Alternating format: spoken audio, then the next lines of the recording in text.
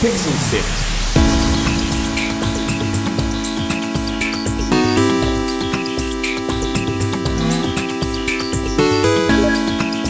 Hello and welcome to Pixel Sift. My name is Gianni. Thank you for joining me for another episode where we find out exactly what it takes to make those creative, interactive experiences that you love. We're talking about games and indie games in particular. That is what we love here at Pixel Sift. We're going to find out a story today about a team based in Tasmania. We're going to find out what it takes to put that all together, how they've juggled their life to bring you a game that you can play right now. And joining us to share their game this week is Alisha Stone, a creative director from Tasmanian developer Myriad Game Studio. We're going to talk about Where the Snow Settles. Alisha, thank you for joining us. Thanks for having me. I've really enjoyed playing through your game. I can't wait for a whole bunch of other people to get their hands on it and play it as well. And we'll learn a little bit about what it takes to put together right now. Australia's best video game podcast. Subscribe to Pixel Sift on Apple Podcasts, Spotify, and wherever podcasts are found. Where the Snow Settles is a low-poly adventure story game, a bit like a picture book, I reckon. But Alisha, for people who haven't come across it before, how would you describe what this game is? It's always a really good question. So normally I actually chat to a lot of people who aren't in games about my game. So usually I'll say it's a cross between a short story, a movie, and a game. So it focuses a lot on those small interactive elements, but it is very low demand. Really easy to get into and not scary for those who consider themselves as not gamers, definitely. Is that where this game is pitched at? Is it sort of an introductory experience for people so they can kind of broaden their horizons of what they think games might be?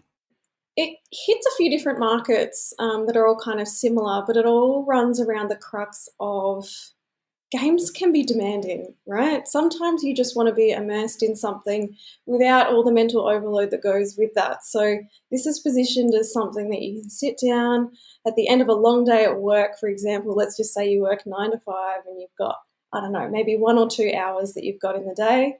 Grab a glass of wine or a cup of tea or grab a mate and you can just sit down and relax. So that's where it's aimed. It's also aimed at those typical non-gamers, so perhaps people that are a bit younger or people like me who don't typically come across as being a gamer as such, but have such an interest in beautiful things and awesome soundtracks and cool stories and characters and things like that. So try to be a nice entry-level game for those that aren't used to it. Can you tell us a little bit about how it actually plays? What sort of experience will the player be in for when they sit down to play this game? A really good question. So it focuses a lot around curiosity and how we can encourage that and also reward it. So focuses a lot on exploration and just taking in the visuals around you. It also focuses a lot on listening to the characters' dialogue that you have with them and getting perspective on where they're at in their journey as well and taking that to build your own journey as you go along too. So, it's definitely a bit more passive. We have these things called focal points, which are very key moments in the game where a little border pops up and you have an important conversation with someone. And that's to highlight those small moments in life that might not seem important at the time, but they actually do form quite a core of your personality or your goals in life as you move forward as well. How did that I mean, the focal points was something that really sort of stood out to me because that's, I guess, their point in the game. But how did you come across that sort of design and what sort of, I guess, research or thinking was behind putting those sort of elements into the interactivity of this game? A focal point was something that came in really late in the process of developing the game, and it was sort of that nice little bow tie on the end of the experience of the game that sort of really solidified what we were going for that sort of guided but beautiful narrative. So we went through so many iterations in our grey box phase, trying to do a lot of very typical game interactions like sneaking around things or avoiding things or pathways and puzzles and all this sort of stuff. But we found it just ended up being still too overloading and a lot to take on, whereas we wanted to focus more on tone and atmosphere and narrative and things like that. So a lot of iteration. We have a lot of influence from cinema. So it does come into that as well. You have those particular shots in cinema that have certain intentions behind them, and that's where that focal point idea came from as well. Who did you get to play this game? People who had sort of slightly different perspectives than someone you might see, like I did for the first time when I played this game at PAX Australia. People who are really into their games and play a lot of them.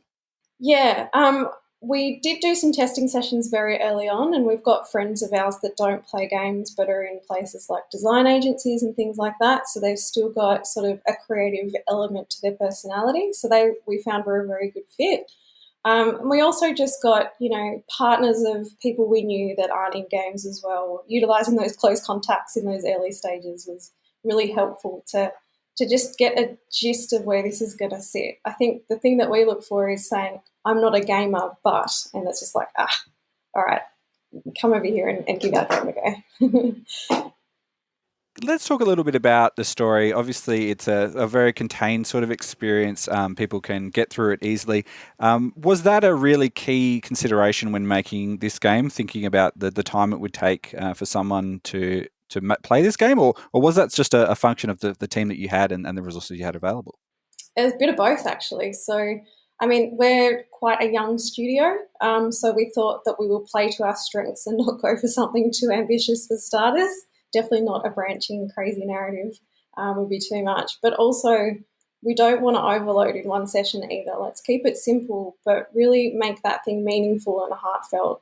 It's just a much more fulfilling experience if we can do that well, as opposed to doing something, not as well that's more complex.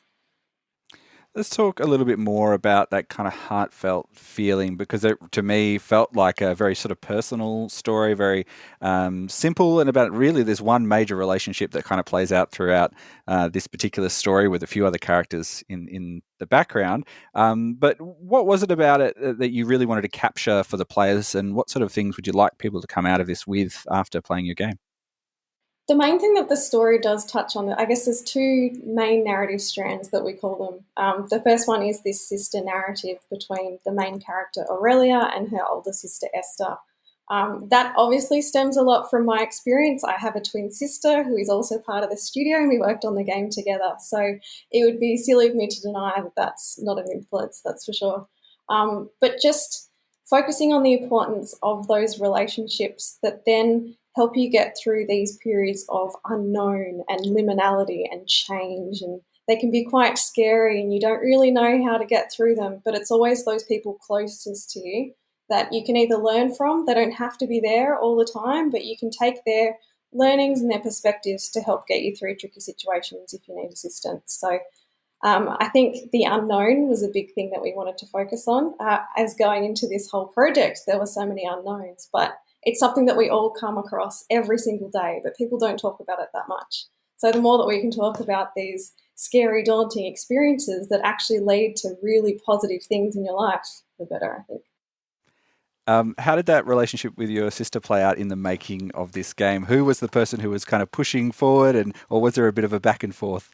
I think we have a pretty even sort of split. Our skill sets are quite different. So she handles QA, she's a QA master, but she's also taking on the animation and coding side of things, whereas I took on the narrative side and the art direction and the creative direction. So it was a really complementary skill set in that situation. Thankfully, we're very, very close and we don't fight, and we've come out of this stronger than ever. So they're still close after making a game, because that's not an easy no, thing to do. that's it. And our whole team is like that. We've been through tricky things, but because if you're going to approach something with clear expectations and understanding, then that does help you get through those sorts of things too.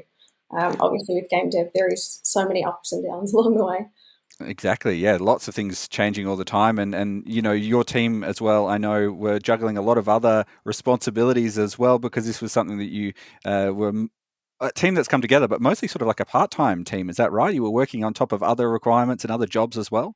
Yeah, that's it. So when we actually started the studio back in early 2015-ish, it all originated from a game jam, and that came from the Tas Jam experiences run by Tas Game Makers at the time. And we came together, a few of us out of university, some of us still in university, and others of us, we hadn't even met each other yet. So We came into this very early. A lot of us, well, all of us were actually in work when it came to starting work on this particular game. So we all have full-time jobs in other industries. Most of us are in design/tech agencies doing coding or design or production. But we also have one of our team members who comes from engineering. So he's been a site lead in construction sites and things like that too. So very, very different industries.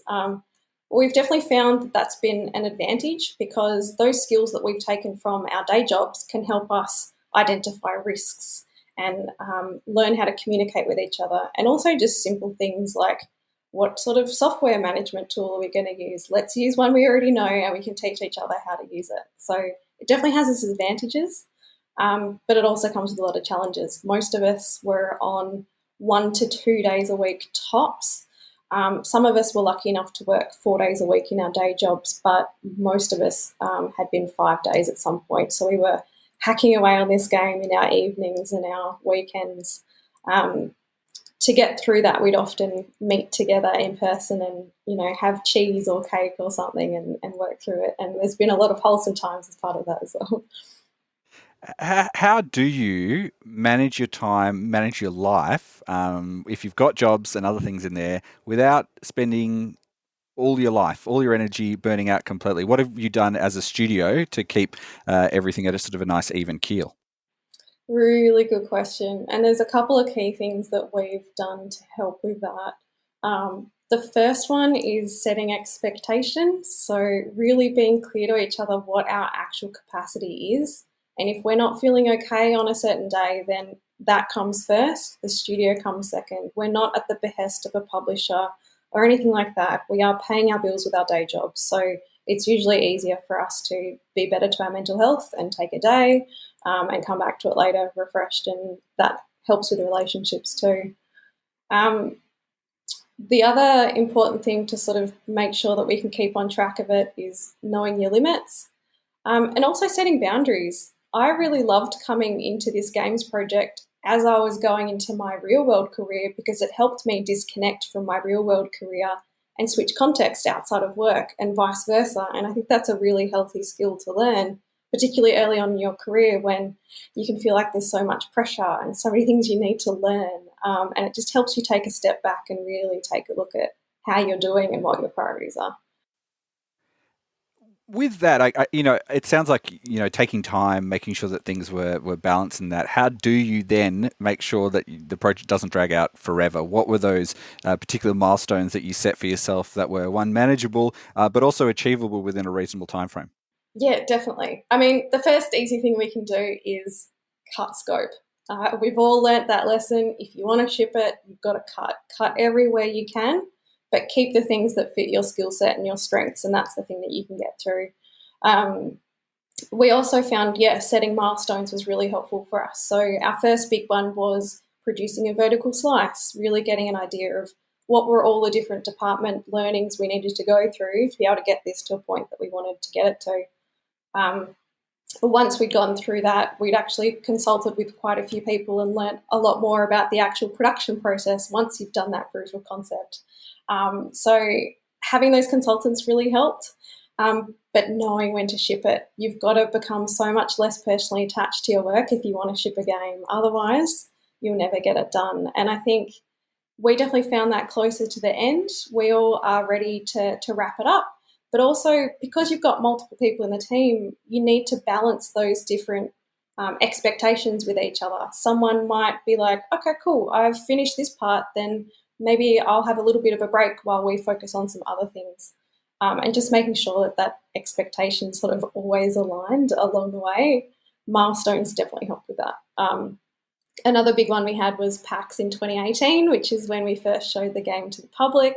That was good for us too, to really get a good understanding of how people in this community, in the gaming community, sort of reacted to our game. And just getting that outsider perspective was really good too. What are some of those perspectives that you looked at or experienced while you were showing it at one of the biggest conventions in Australia that kind of shaped the way that the game was developed over the next couple of years? I think it really helped us understand what the core components of the game were that also connected with people. There can be a split between what you want to do on the game versus what's realistic in terms of what you want to ship to, or if you want to go to a certain platform, or if you want to work with a certain artist or something like that. You need to make sure that you've got a good realistic understanding of where it's going to be positioned to.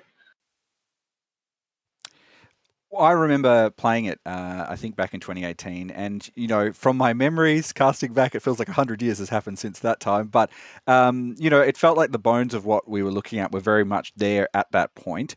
Can you tell me a little bit about how you've sort of built out this world and sort of changed it into something that can be played on Xbox right as we speak? Yeah. I think we were lucky in that we are a young studio and we were working on our first major title, and we just happened to sort of communicate exactly what we wanted to communicate. I think we hit a bit of luck in that sense, but I think our day jobs also helped to refine that into something that is a bit more market ready, to sort of avoid any major changes after the PAX build happened. So we focused a lot on building out the different levels and finalising the narrative and just working on those final models and shaders and all those bits and pieces. That was when we started working heavily with our composer as well, to figure out how the palette's going to sound over the whole game, and that gets really exciting. So, yeah, I think we got very lucky in that sense, but we also, I think perspectives from different industries also really helps to help position yourself and take an external perspective on how you might be perceived in the games industry and also outside of the games industry too. Sound was something I really did notice as I was playing through the game, and actually had each character kind of had their own musical characterization or motif as they were talking. It was kind of like instrumentation would play. How did that idea come about, and what was the sort of technical challenges behind putting something like that together? That was a beautiful solution that came out of a really tricky constraint. We're all big fans of things like Zelda games and stuff like that. So it's like, okay, you want to have a voice per character, or you want to have dialogue for each character, but we just did not have the budget or the time to even tackle something like that. So we just consulted with Az, and he came up with this idea, and it was just perfect the first time we saw it. He played. We have the older sister Esther. She's got a koto instrument as her sort of main instrument, and you just know when you hear it, it just feels right for that character. And I think it's a really strong way of communicating a character's identity in a very cheap way, technically, in terms of you don't have to write dialogue for it. You don't have to put interaction things in your code to make that happen. It's a sound, and it's really effective and can be reused.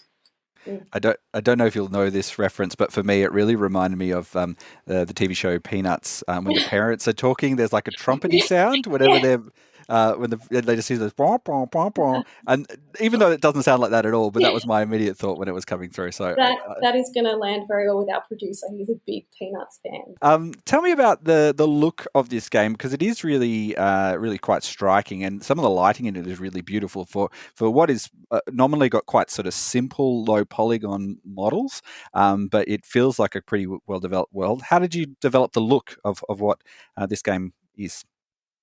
I think that's sort of also born from constraint. So we've got a small team. We've only got one person that can do models. We can't do high poly models. So let's go with something simple. And then we have a look at, okay, how does that sit? Do we want it softer? Do we want it to look harsher? And just adding those layers. So adding lights on for softness, using your shader to add a bit of texture to soften that even further. And then just building that into an overall palette that we wanted to say. We have so many Pinterest boards with different games and illustrations and things like that we've referred to, and compositions from movies like Blade Runner or The Revenant also formed really great inspirations for forming that art style. So I think one of the constraints we had early on was we must do low poly, and a lot of our heavy lifting needs to be done through shaders if we want to add detail. So I think that sort of helped just being realistic about what we were working in, because then you could be really creative within those known bounds. One thing that was also really interesting to me, and you've talked a bit about the cinematic influence on the design of this game. This game plays in letterbox. What was the design decision behind putting it in that? Oh, that was an interesting design discussion that we had in the team a lot of the time. And I think this comes to known patterns in media that we use. So you sit down at a cinema screen, generally you're okay with whatever aspect ratio that they present to you. You just sort of take that as one small component of the overall look. And I think that just helps solidify where our game sort of has its roots with strong influences in cinematic universe, but also control over composition and things like that. They are very striking, long, narrow compositions that sort of give that idea of vastness to the world that you've got. It's I can, outside of cutscenes, I don't think I've really ever seen it being done before. Is that something that people have played and not picked up, or is it something that kind of sits in the background, or is it something that the feedback has been that universally people see it and they go, "Oh, it looks like a film." I'll be honest, you're the first person who's brought it up. Oh, really? There we go. So you mentioned that you've got a good position where you were. You're a young studio. You're obviously learning a lot of lessons for the very first time, and taking advice from others. But I'm wondering, what are some of the big pieces of advice that others gave you that you find really changed the way you either thought or the way that you worked on this particular game? Early on, we worked with Leah Mensler, who is known in the games community here in Melbourne. Thankfully, Screen Tasmania gave us some funding to fill one of our gaps, which at the time was production. So that's why we got Liam down to just give us some consulting for a few days and go through some workshops. And one of the main pieces of advice he gave in that workshop, I can remember him saying it, was you need to be aware of your knowns, your known unknowns, and your unknown unknowns. And that really helps us to ground ourselves and really just be realistic about how much we need to learn to get this done, and also be okay with that process too. And being comfortable with unknowns, I think that helps you day to day, no matter what you're doing. So that was some fantastic advice from them. If you had your time again, starting this process over from the beginning, what is something you wish you knew at the very beginning of this project that you could have carried the whole way through, and perhaps changed something you did, or some advice that could have reframed the way you were thinking? That's a really good question. Or did you nail it and it's been fine? Oh God, we definitely did not nail it. I don't think anyone could nail it first go. I think it would be being kind to myself, honestly. I think it's easier as a team when you see other people working 1 or 2 days a week and you're working 5 days at your day job, so you've only got an afternoon that week. And it's easy to go, I should really push myself just to make sure I'm not letting down the team. We do have healthy ways of chatting to each other about that every week, but there's always just that inherent, you want to do good with your friends and do a really good job. So I think going back, I would be more kind on myself to not push myself just as hard as I did, perhaps. And that's good advice for anyone in any creative field at any time, at any point of anything. It just seems like a good idea to do. You are a team that has, a number of different skill sets, but you've also got different jobs, right? So this project, now that it's finished, what's the future of Myriad Game Studio? Is it something that continues on? Is it something to achieve a goal and now it's done? Where does it sit? It's a bit of both. So the main reason we started this whole process in the first place was to gain knowledge about game development. For some of us, that meant with the goal of getting hired in games for full time, and that has happened for some of us already, which is fantastic. For others, it's just a means for a creative or a technical or a learning outlet as well. So it's already achieved those goals too. Some of us want to keep going with Myriad Game Studio after this release happens. Some of us want to move on and focus on some smaller things or some other life things. We've got a lot of life happening in the background too. How about for you? What does it look like for you?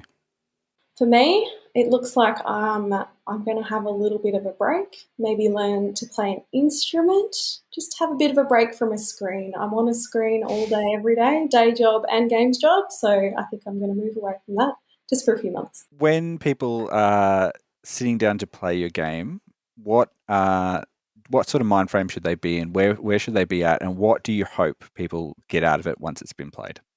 I hope people have a sense of fulfillment or warmth or just satisfaction in having taken themselves away from their daily stresses for an hour or so, and just forget about those sorts of things on a day-to-day basis. So it is there primarily to be a relaxing and a rejuvenating experience, but also just remember what the important things in life are, having those small moments, and taking your time out of the day to be grateful for those as well. It's available for people to play as you're listening to this, so look for Where the Snow Settles, or you can put in myriadgamestudio.com if you want to find out a bit of information. There's also going to be links to the game in the show notes of this particular episode. Alisha Stone, thank you so much for joining us and sharing your game, telling us a little bit about how it came together. Sounds like a lot of lessons learnt there, but something really valuable for you and the people at Myriad. Oh, absolutely, 100%. Thanks for having me. Pixel Sift is produced by Fiona Bartholomaeus, Nicholas Kennedy, Daniel Ang, Sarah Ireland, Viv Thum, and Adam Christou. Mitchell Lowe is our senior producer, and my name is Giovanni. I'm the executive producer. As always, as I mentioned there, we'll be putting links to everything we talked about in the show notes of this episode. You can find that on our website, which is pixelsift.com.au, or in your podcast player as well. While you're at it, give us a follow on Twitter, Facebook, or Instagram. Search for Pixel Sift, one word. Pixel Sift on social media, or join us on Discord, pixelsift.com.au/Discord, where you can share about your creative work, share works in progress, talk about things that are making the news in games, or share a game with someone else. Anything else, we'd love to have you there. That's pixelsift.com.au/Discord. And like indie games, sharing these stories is important. It really makes a difference. One extra person you can tell about the podcast or a game that you've heard about on this show really makes a difference to these creative teams. So if you think someone enjoys either this podcast or one of our games, we'd love for you to tell your friends and tell them that they'll enjoy it. That's all for this week. Thank you so much for joining us. Until next time, have fun.